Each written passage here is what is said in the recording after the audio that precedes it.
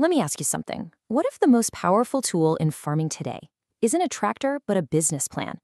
We're about to see how a really simple, structured approach is completely transforming one of the oldest professions in the world, turning that daily struggle into a thriving business.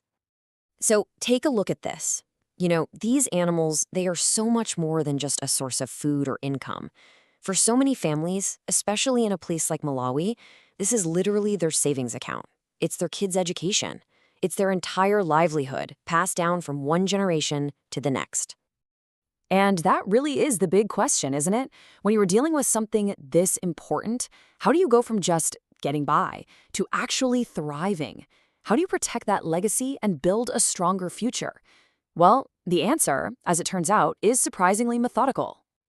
And believe it or not, that whole transformation journey, it starts right here. Not with some fancy new equipment or a huge loan, but with one piece of paper, a client intake form. This is the exact moment the farm stops being just a way of life and starts being treated like a real business. Yeah, this form, it cuts right to the heart of the problems. For the farmer in our case study, the challenges are pretty clear, and they're really common.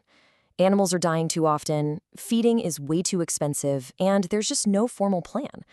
The goal is simple enough, increase productivity, but the path to get there, well, that's where the real work begins. And here's what's so important to understand.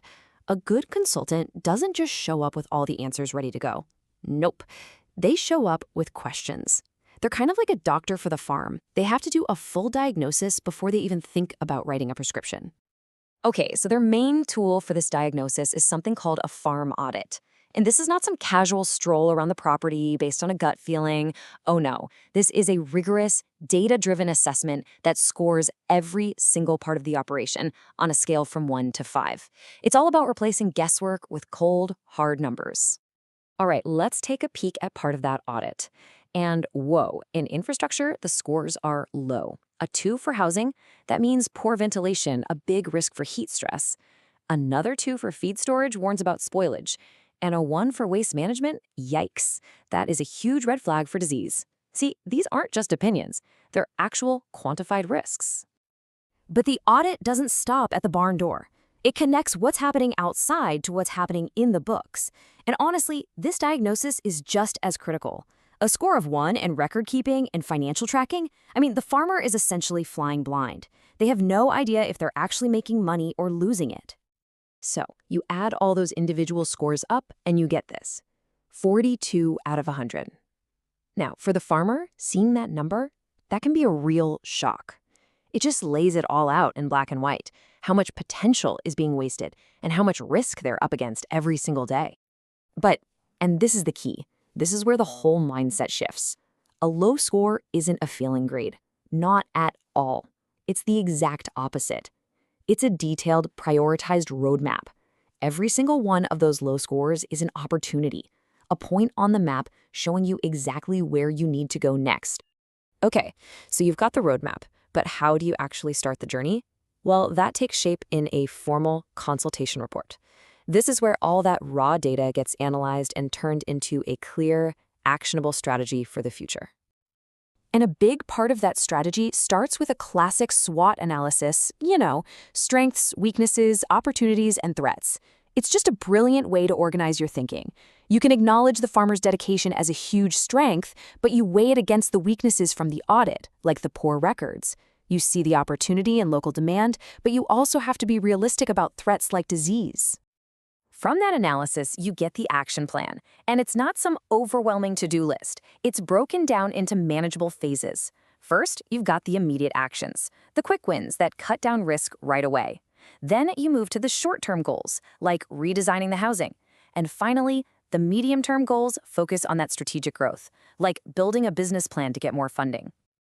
Now, let's be real for a second. All of this expertise, this planning, it's not free.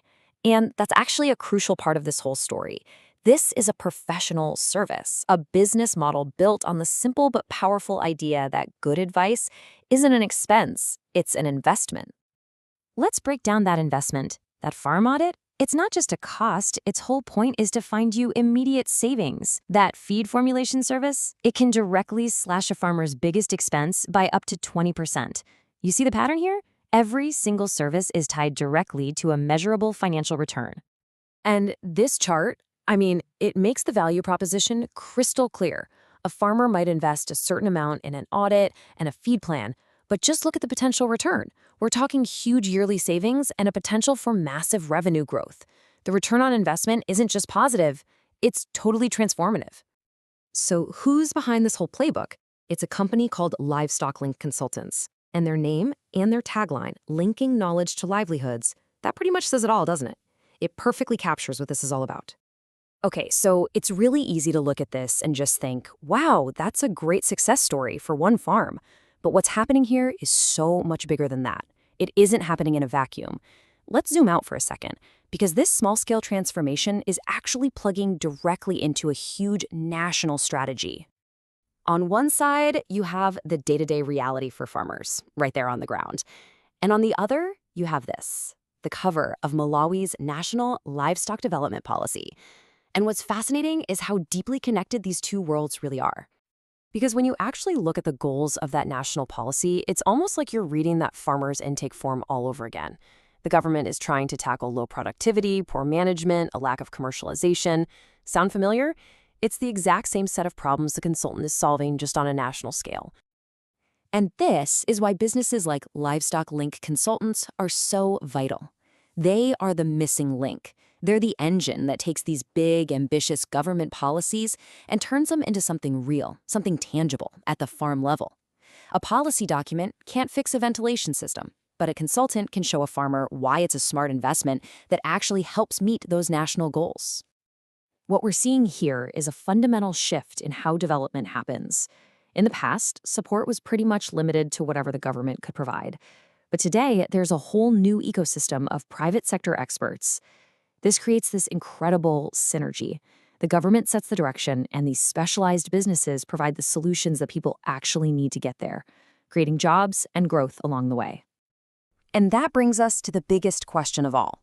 We've just seen how a structured plan can change the entire future of a single farm. So just imagine, what happens when an entire industry gets a playbook? The potential isn't just about better farming. It's about building a more prosperous, more resilient future, one business plan at a time.